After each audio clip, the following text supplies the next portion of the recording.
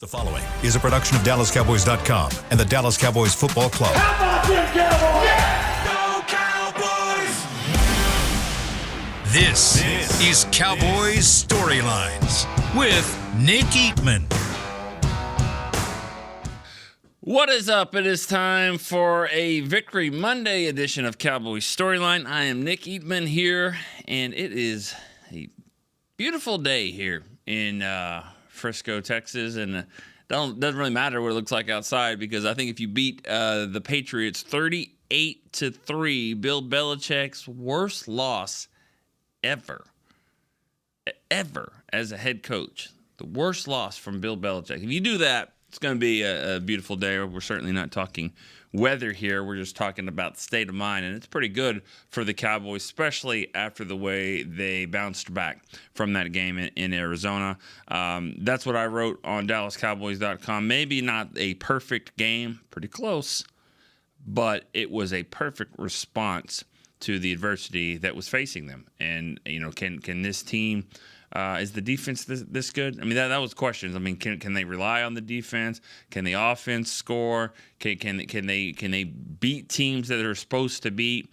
Can they win, you know, games when coaching is involved? Here's Bill Belichick coming to town. They got outcoached against Arizona. They did not get outcoached in this game. They actually won the game. I thought the coaching staff did a remarkable job in this game. So, you know, that's football. This is why we love it. That's why we hate it and love it all at the same time, because it's just as I'm going to steal Brian Broaddus' term. Football's a strange lady. It's a strange lady, and it was strange yesterday to go 38-3. Well, let's talk about it.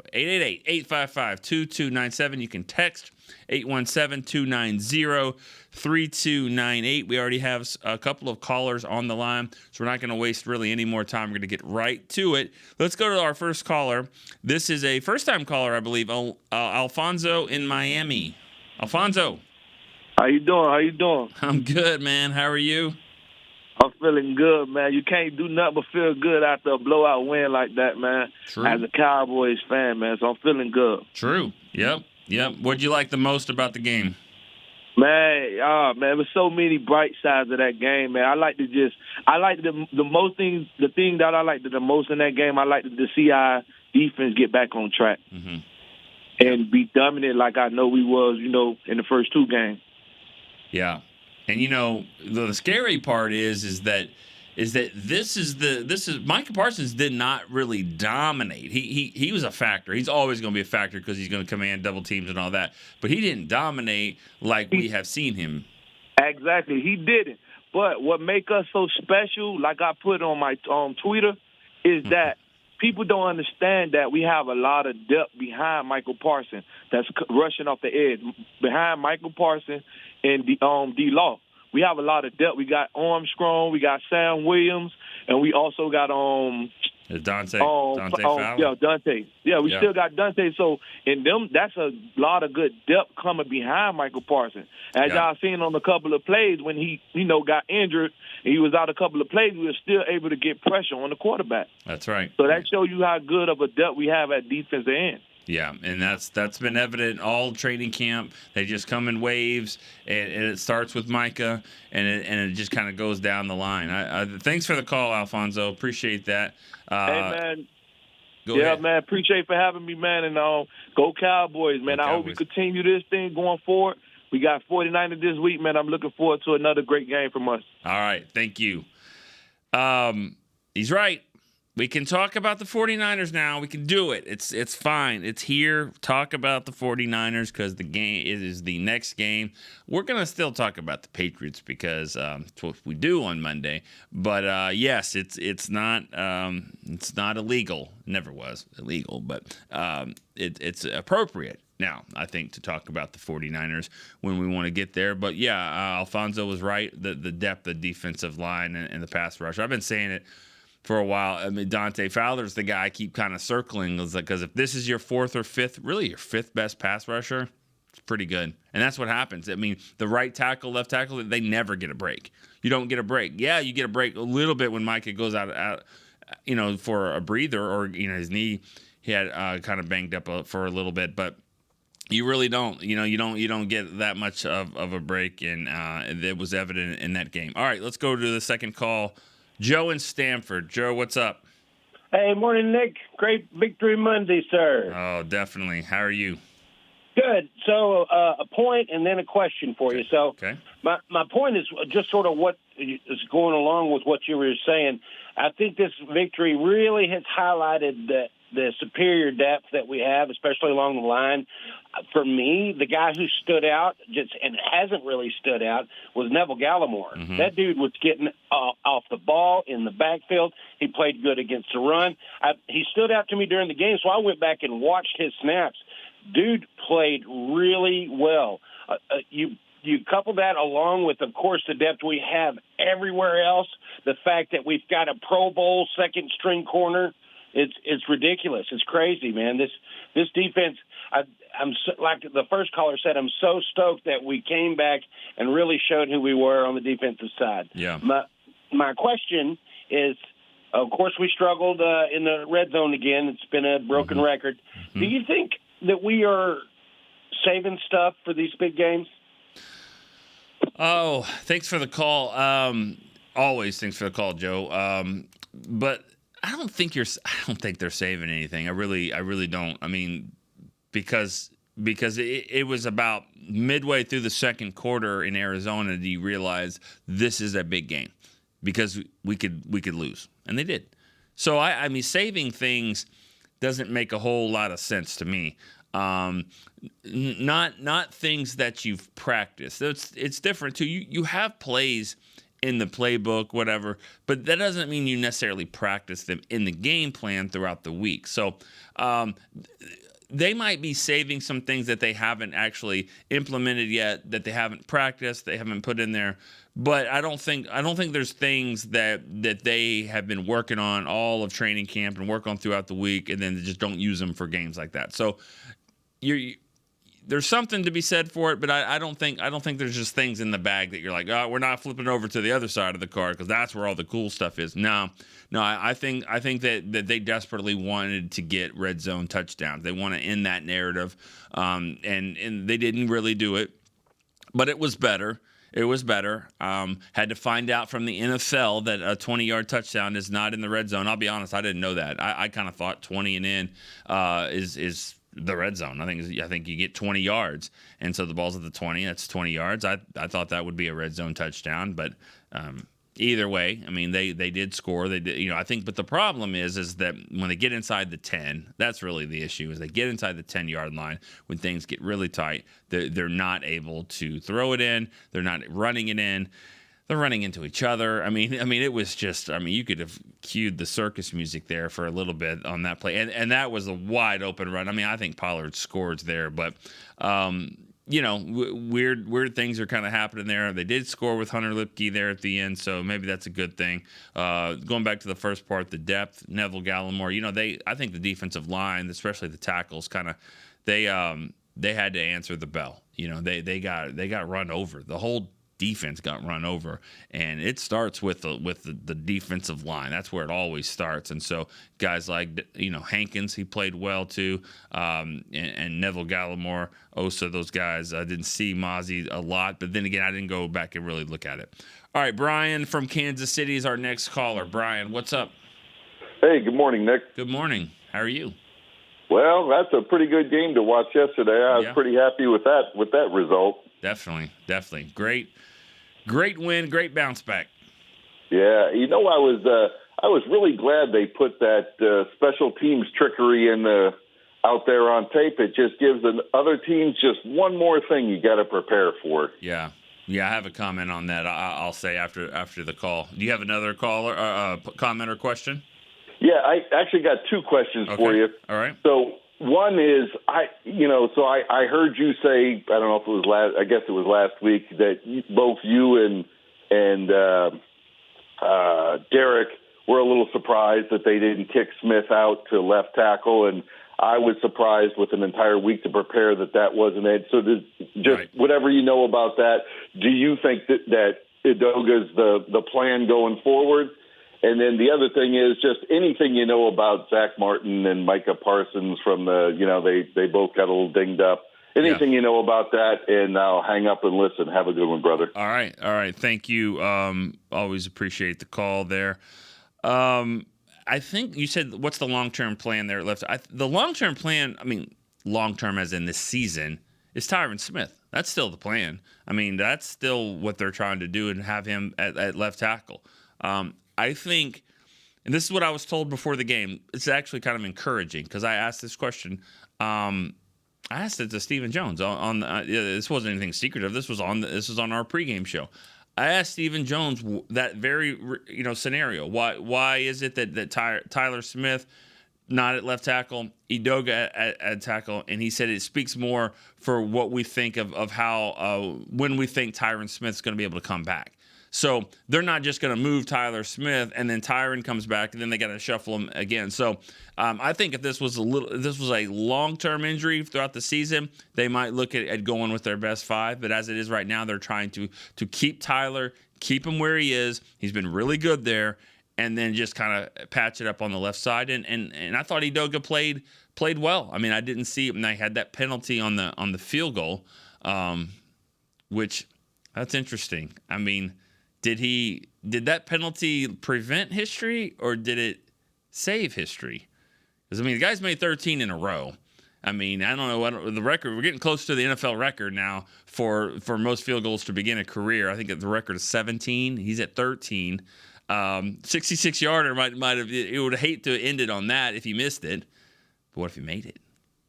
That'd be pretty cool too. So, anyways, he could have gone. He could have been short, and then you got those guys got to go chase somebody from the Patriots running around there. So that's always a scary thing on those long field goals. So that, and then Mike, I think Mike is fine. He came back, he played. Mike was trying to get sacks till the very last whistle. Zach Martin, I believe, just got taken out because of the score, and they put Bass in. They want to see what Bass can do. The fake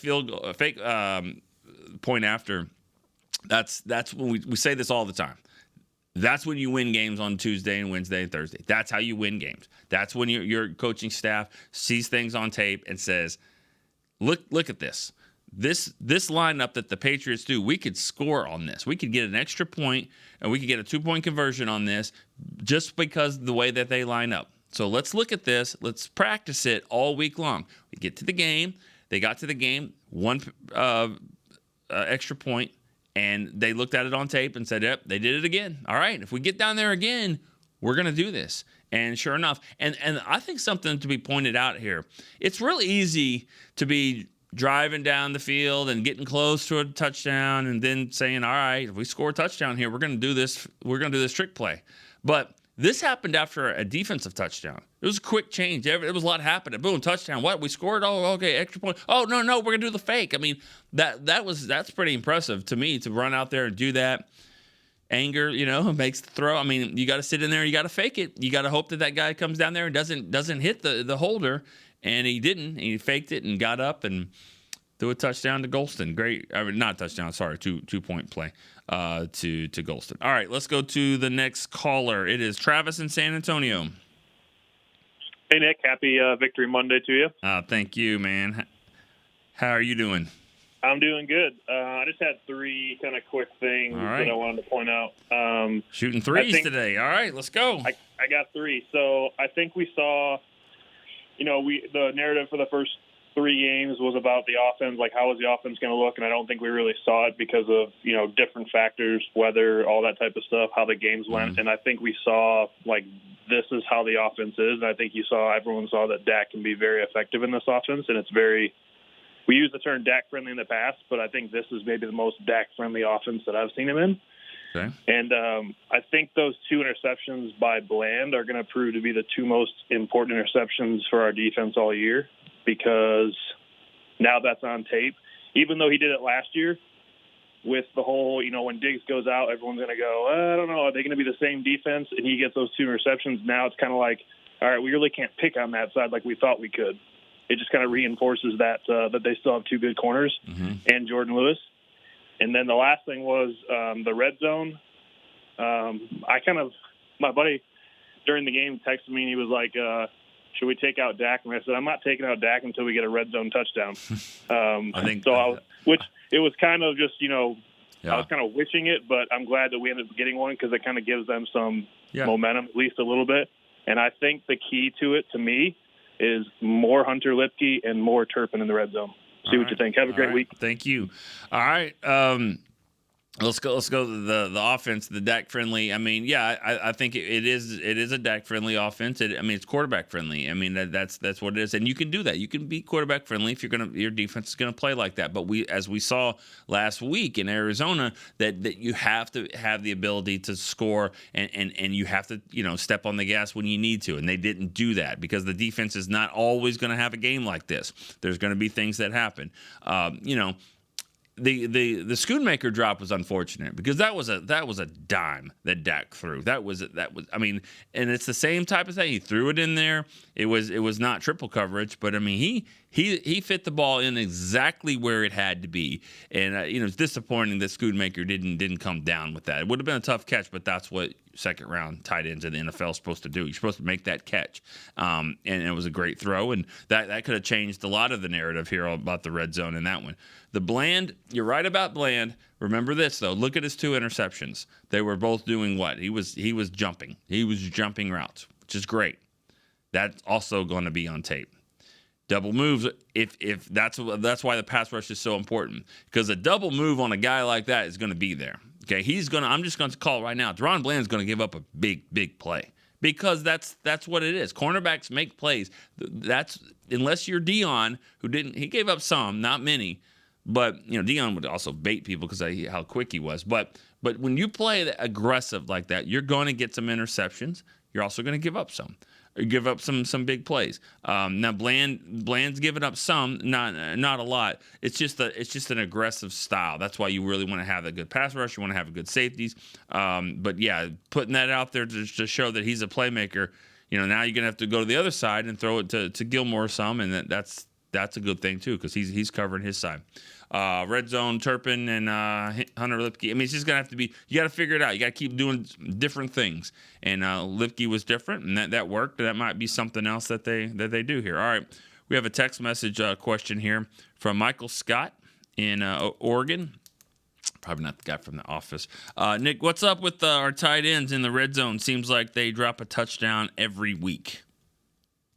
I don't know if it's every week, but yeah, I mean they're not. I've seen a Hendershot. Hendershot had one.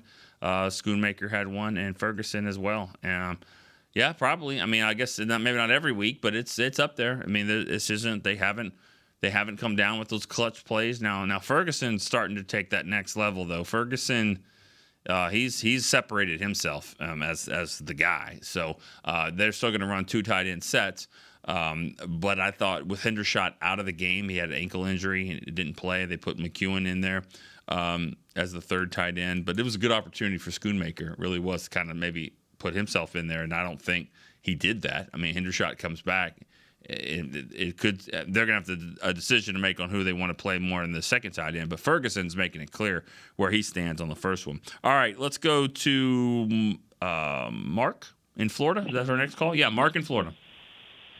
Hey, Nick, how you doing, buddy? I'm good, Mark. Nick, don't call me crazy, but I'm going to make You're crazy. an argument why I'm way more impressed with the Cowboy offense than the Cowboy defense.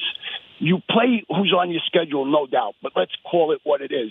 Giants, Jets, and Patriots are offensively challenged teams. They don't pose many problems for defenses in general.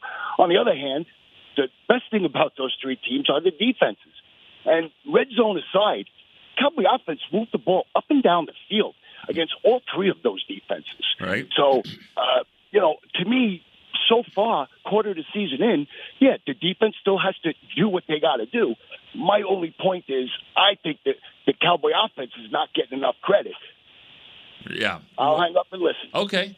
That's a good perspective. I mean, you're right. I mean, I said it the other day. After 4 weeks of the season, we can kind of get a good gauge of what everything is, what the league looks like. It's still going to be weird things are going to happen week to week.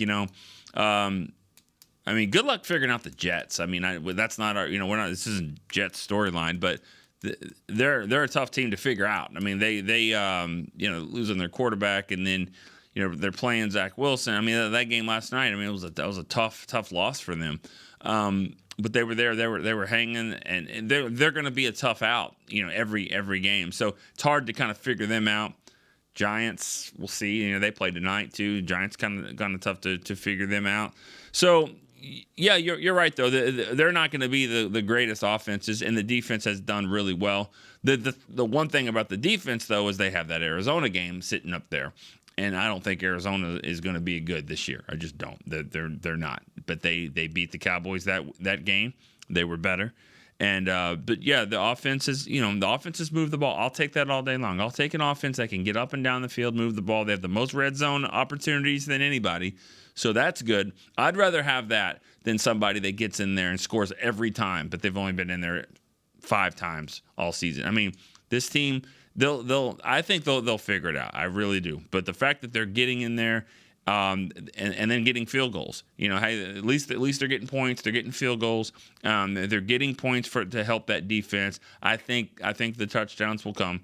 It may not be at the clip that everyone is comfortable with, but it's a good problem to have that you can't score touchdowns when you're down there. I mean, at least it's that. At least it's not we can't get past midfield. I mean, like, and I'm not trying to say glass half full, but but I just mean like I think they'll figure this out eventually, and at least in the meantime they're getting some points and they're helping that defense.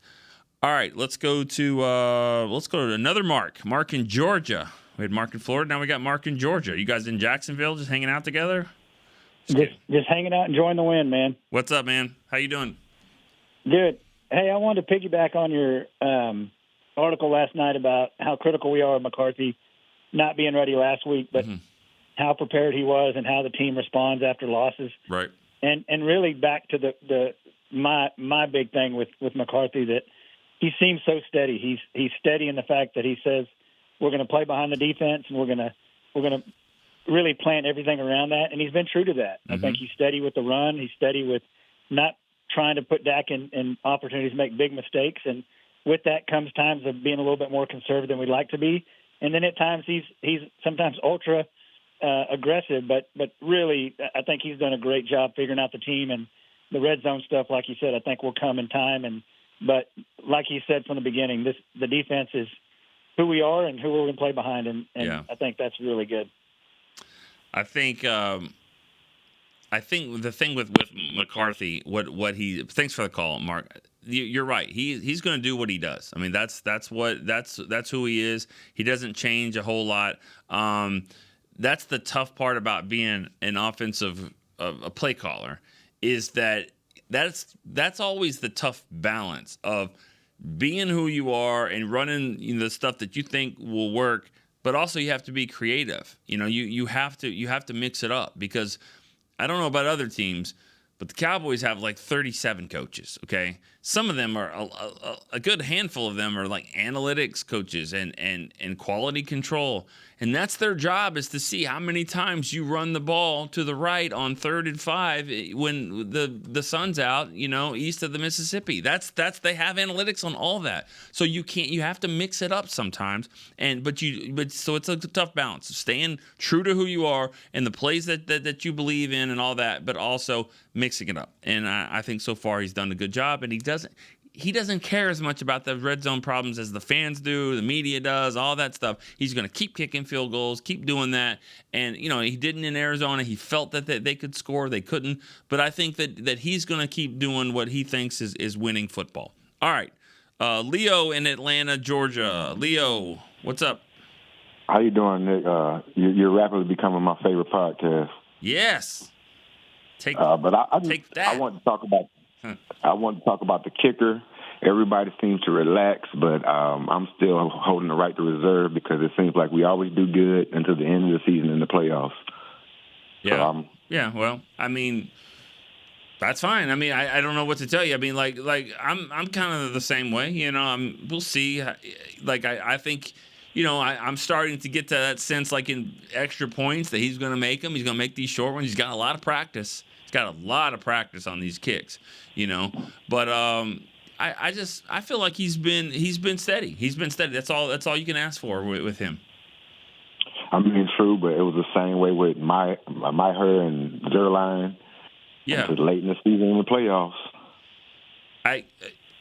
Okay, so would you cut him then and get a veteran? I mean, I don't know what you're. I mean, I get what you're saying. Like you don't have to like start the fan club for Aubrey. Like I understand that, but at the same time, it's like this isn't the playoffs. This is week 5. I mean, the thing with Aubrey is when the season started, to me, he had a short rope. I mean, the leash wasn't long. You can't miss a lot. He missed that extra point. It was bad extra point in the rain, but he came back, made like 4 or 5 others, made some field goals. Okay, next week's hit some more field goals, long field goal. Now you're starting to have a longer rope. He could miss some kicks this game, and you're not changing anything. So that's all he's doing is he's just building the confidence of the team and maybe building confidence in you. I don't know, but I mean they're not going to make any changes on it.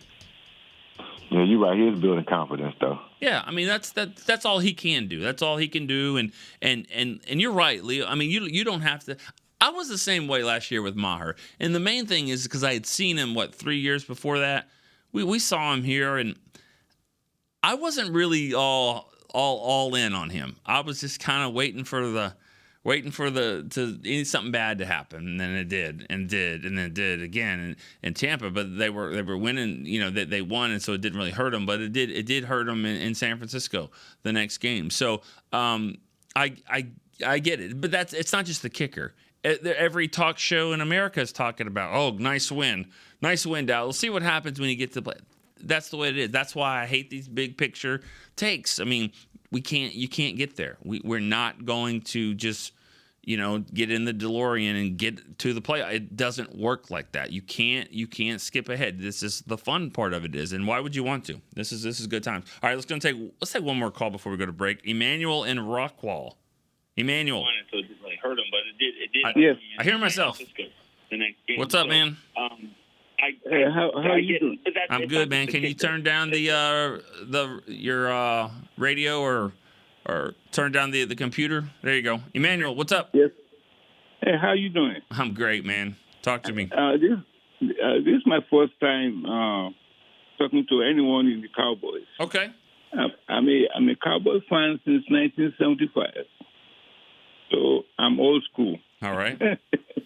I just called because everybody's worried about the red line offense. We have a great coach who is trying everything. He's trying everything that will work. This is the beginning of the season. We need to be patient and see what the team is doing. They are playing well in defense. They are playing well offense and special teams. So I just want you to tell everyone to keep their cool and look at the games. Okay. That's all I have to say. Your program is very good. I like it. Thank you. Yes. And that's a good point. Thank you, Emmanuel, for the call. I think, and you're right. I mean, easier said than done. Okay. Easier said than done to say, hey, everyone, be patient. This is a group, this is a fan base that was thinking about the San Francisco game back in week 1, week 2. And so it's finally here. But I think we've all kind of learned that, hey, this team, they have to be focused. Micah Parsons said it perfectly at the game yesterday. When we are focused, when we're prepared, we know we can beat anyone and dominate anyone. When we're not focused, when we're not doing the things we need to do in the middle of the week, we can get beat by anyone. Basically admitting that was the issue, and I think we all saw that. When it comes to the red zone, like Emmanuel was saying, yeah, I mean, obviously, that we're still trying to see everything. It's been 4 games. I think it's a problem. It's been a problem, and you get into some games where points are going to be needed. You can't leave touchdowns on the board, so they have to figure this out. But it's good. It's good to have a 38-3 win and still have things that you have to work on. Not just the players, McCarthy too. McCarthy outcoached Bill Belichick yesterday. He outcoached him, and guess what? He wasn't perfect either. He's the play caller. They needed to score more. That's good for him. It's good for the players. It's always good to have the yeah, but games. You won convincingly, but more to work on. We're going to take a break here on Cowboys Storyline. Be right back for more calls and text. Fall is here, and that means football is back, bringing all the delicious game day foods with it. As you prep for all the big games, tailgates, and watch parties, let Yo Quiero be your one-stop destination for all things home gating. Yo Quiero's fresh, flavorful, ready-to-serve guacamole made with real Hass avocados will score taste bud touchdowns as you cheer on the Cowboys. Yo Quiero's wide range of mouth-watering and versatile products can be found in your local grocery store's produce or deli section. Grab some today. Star Sports Tours is the only official fan travel partner of the Dallas Cowboys, offering exclusive game weekend travel packages with pre-game sideline access and photo ops with current players, cheerleaders, and Cowboy legends. You want to stay at a team hotel, attend the best tailgate party in Texas, tour the Star, and talk X's and O's with me, Everson Walls? With Star Sports Tours, you can. Visit cowboystravel.com to book your travel package today. SeatGeek has your back no matter what kind of Cowboys fan you are. So whether you're a diehard fan or a don't really care fan, a we got 'em next time fan or we'll never win again fan, a here for the tailgate fan or a first one through the gates fan, SeatGeek not only makes buying and selling tickets easier than ever before, they made just about everything else easier too. So whether you're a here every week fan or haven't been here in years fan, SeatGeek has you covered. Download the SeatGeek app today. SeatGeek, your ticket to great Dallas Cowboys seats. How's Wingstop sound? Crispy, juicy, classic wings. Made to order, cooked to perfection. And sauced and tossed in those 11 soul-satisfying flavors. Paired with hand-cut seasoned fries, house-made honey mustard, blue cheese, or signature Wingstop ranch. And, of course, spicy Cajun fried corn. I think you've heard enough. Get your flavor delivered at wingstop.com. Back to Cowboys Storylines. What is up, Cowboys Storyline? Back for the second half of the show. I say second half. We're kind of getting close to the fourth quarter here. Big win for the Cowboys, 38-3. They needed it. They needed to bounce back, show everyone, calm everyone down a little bit as we head into this huge game. I mean, it is a big game, and I've said it over and over. You guys kept wanting to talk about it. I was like, let's focus. Let's slow down a little bit. Got these other games, but it's here now. It's here. We can talk about it. And I think the win yesterday kind of helps a lot of things for this team, confidence-wise, going into it, because San Francisco's that's the team. I mean, the Eagles are undefeated too. Eagles are going to be the team in the division, but San Francisco's knocked out the Cowboys the last 2 years in the playoffs. We know this. Everyone knows this. They've been better than Dallas for the last 2 years. They have a better record this year. They just beat a team in Arizona pretty easily that beat the Cowboys pretty easily, the week before. So it's all here. I mean, this is a great early test to see exactly what this team is. I want to point out one more guy real quick before we get to another call. Brian Anger had 2 punts yesterday. Averaged 56 yards on the 2 punts, and 55 and a 57. One of the punts I thought changed the entire game. The 55-yard punt. One didn't just go 55 yards.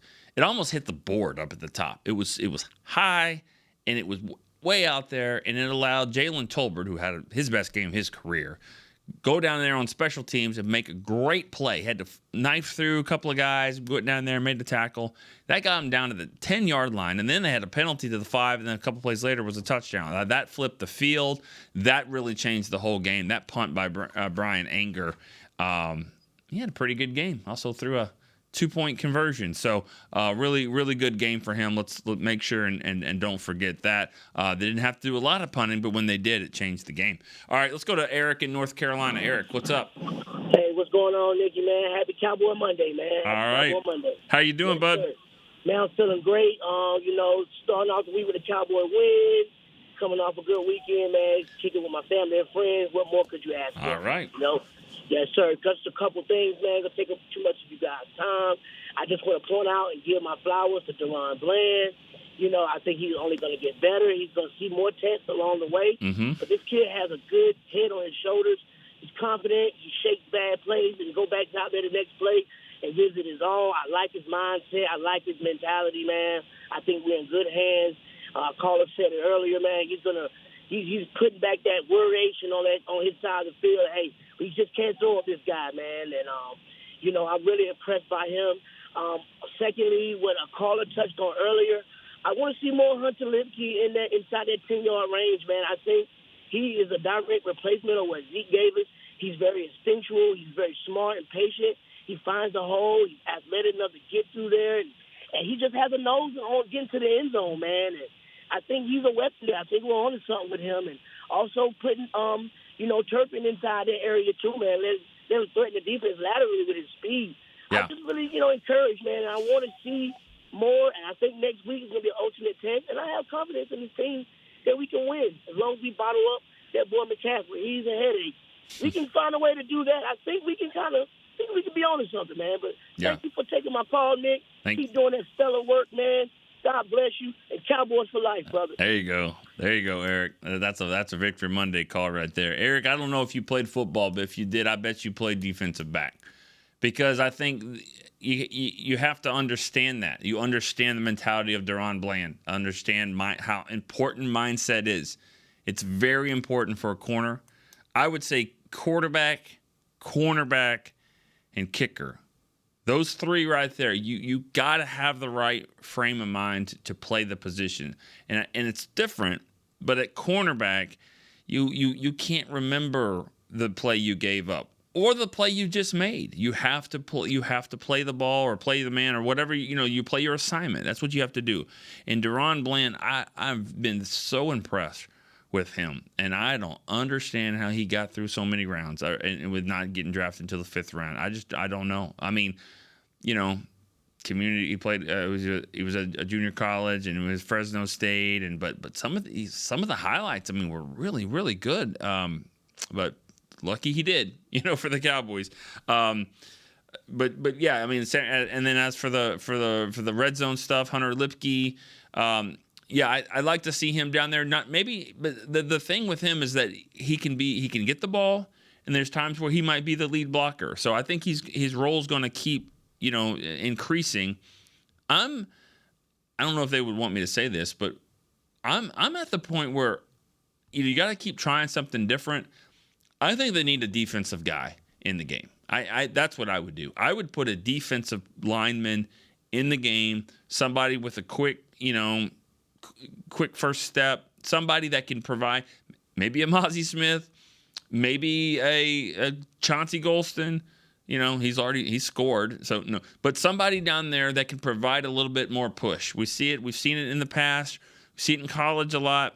I mean, and maybe it's a push situation, or maybe it's just a lead blocker. But I would like to see that, an oversized guy in there that can do some things. You got to try some stuff different at this point, and maybe it's Turpin, Lipke, maybe somebody else. All right, Robbie in Florida is next. Robbie in Florida. What's up, Nick? Hey, Robbie. How you doing? Hey, man. I'm great, man. Hope you are as well. Yeah. First, a shout out to you guys, man. I've listened to you guys, been a fan for years, and when you and Derek got there 20-ish years ago, I read your book. I love all the content you guys put out. I appreciate that. Thanks. Thank you so much, Robbie. You just changed my question. What about putting Micah in there? And my question was, do you think Micah's going to be all right? I mean, he looked a little hurt. But you want to play him on offense. I'm kidding. No, I'm just wondering. No. I'm joking. No, I think Micah.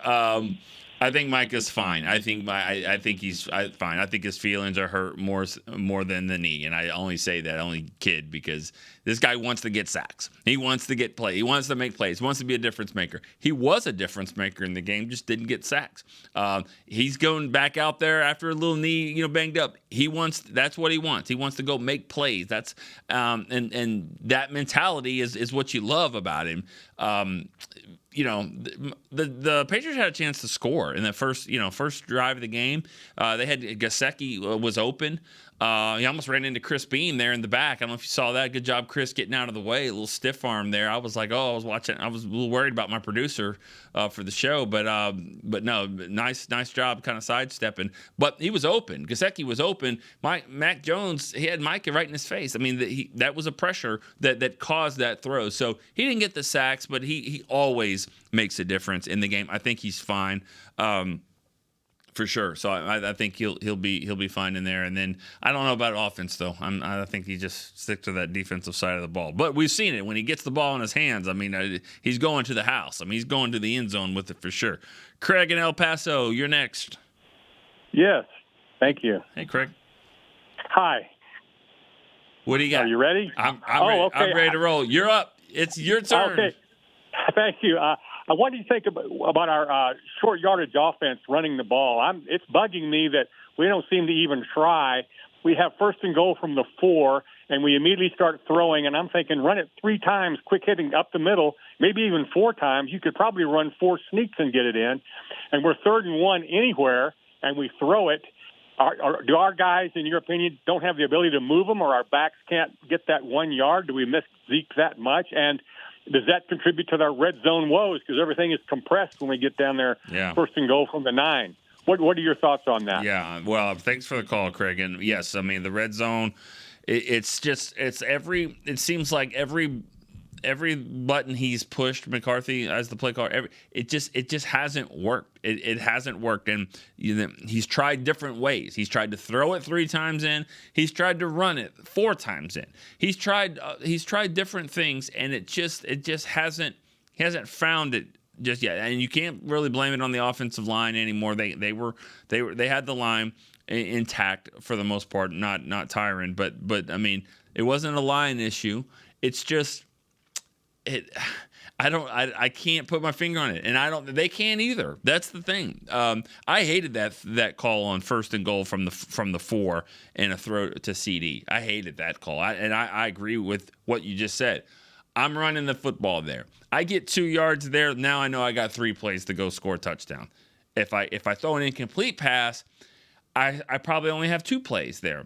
So first down is so critical all the time. And what's weird is when they get first and goal from the 9 or 10 or 11, which I always think is so tough to score, they run there and they're only getting a couple. That's always the key is what happens on that first down run. So first down to me is critical, and that's where they just kind of struggled a little bit, or a lot of it, actually, if we're being honest. We've got 2 more calls. Let's go 2 more calls today. Sean in Bakersfield, California. Sean, thanks for waking up out there in California. What's going on, man? How's it going? What's going on there? How are you? I'm wonderful. After that Cowboys win, baby, I love to see how they came back. But I'm in California, man. It's on to the big game that we've all been waiting for. Right. I'm surrounded by Niner fans over here, and all they've been talking all these years, all these months, been talking all this trash to me, and I'm ready for the game. I just wanted to say one thing, man. If I was one of them coaches over there or any of them players, I'd be watching last year's film, and I would just get all worked up for this weekend just to let it all out. Kind of like a caged rooster in a sense. You hold them in, make them watch those videos of last year's game, and I hope they just unleash the fury on these freaking Niners, man. I'm ready. All right, Sean. I mean, if there's a last-second injury, we're gonna call you, Sean, and I think that you're ready to be suited up and play in the game. I mean, that's I love football.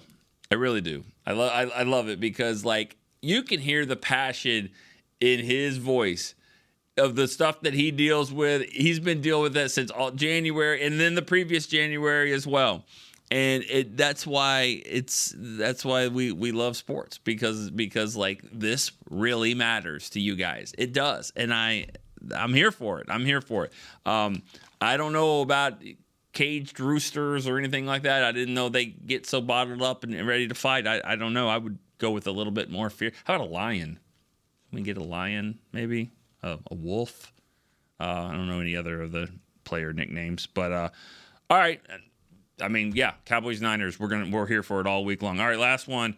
Curtis in Oklahoma. Curtis, Hey, good morning. Good morning. How are you doing? I'm excellent. I don't know what's tougher, trying to get in the phone lines on StoryLine or the Cowboys trying to get in the red zone. Nice.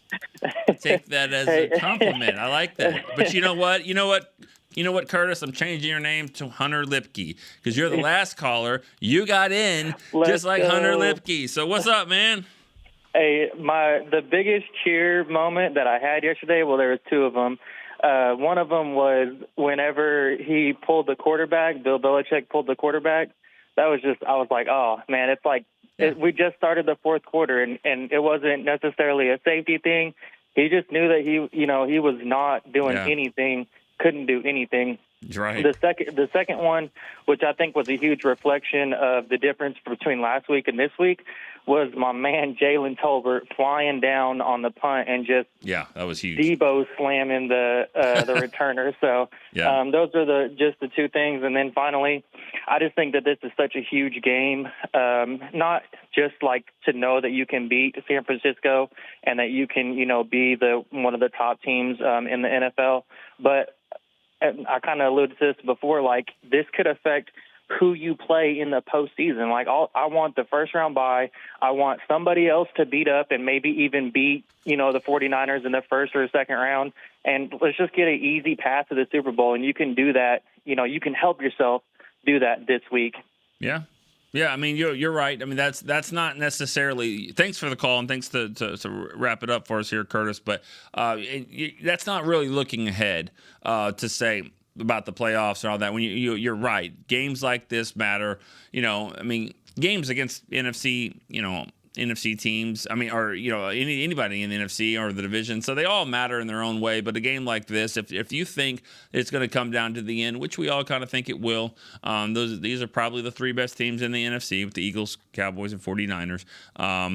Not really in that order, but those three teams. Then this game matters 100%, and it also matters too just to see where you are, where you stand.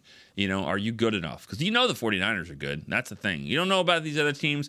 49ers are good, and they've been better than the Cowboys. So this is a great opportunity for the Cowboys to go show them. You're right. Pulling the quarterback was great. That was good to see. I mean, you had to at that point. Belichick's looking at the stats, and you're like, all right, who's caught the most passes here? I got Henry with 4, Douglas with 2, Bland with 2. Oh, wait, no, he's with them. So, pull this guy, get Zappy in there, and just let's finish it. Just like we're going to finish this show here. We went a little long today. You guys, great, 13 calls. That's awesome. Chris Beam in the back, appreciate you punching the buttons. We'll be here tomorrow. We'll talk about the 49ers even more tomorrow on Cowboys Storyline. See you then. This has been a production of DallasCowboys.com and the Dallas Cowboys Football Club. How about this, Cowboys? Yeah!